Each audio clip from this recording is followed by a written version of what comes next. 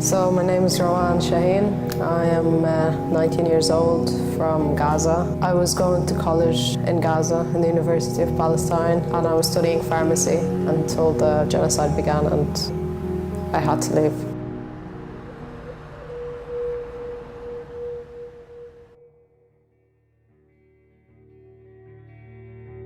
The first day when it all started, I was actually preparing for my anatomy the night before, and I stayed up till 3 that day, and then I woke up the next day and everything was happening and everyone just stayed home. Everyone was really scared because we didn't know what to expect, you know. After just a few hours, I'd say, there was a lot of bombing started happening, and after the first 5 days, we had to leave our house because it started getting really dangerous and the bombing was happening really close to our house.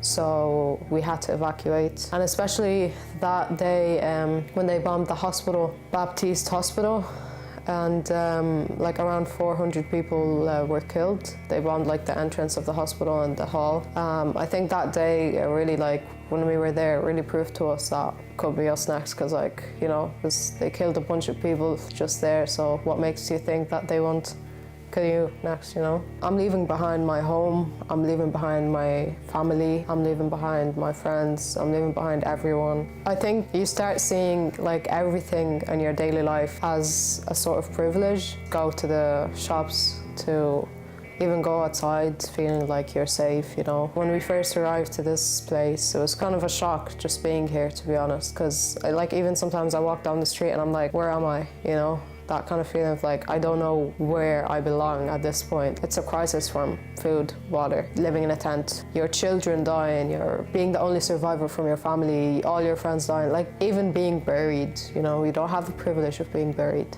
That's to the level that it is.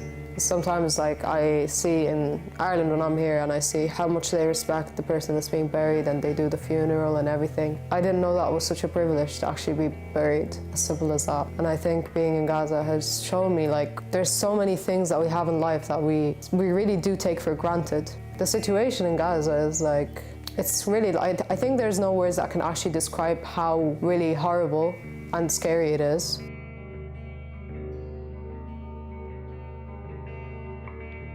I believe there's a lot that can be done. We can remember them. We can keep them in our thoughts and our prayer. We can extend our helping hands as much as we can financially and help elevate their suffering and their hunger by providing and assisting the humanitarian and the relief organizations in what they do as much as we can and in whatever way we can. We should engage in whatever way we can in making everybody, the Irish people and the people, whoever we can reach, of the just cause of the people of Palestine, particularly the Gazans. And everybody can do that. I mean, you don't have to be Muslim or Palestinian to help. This is how I spend my life,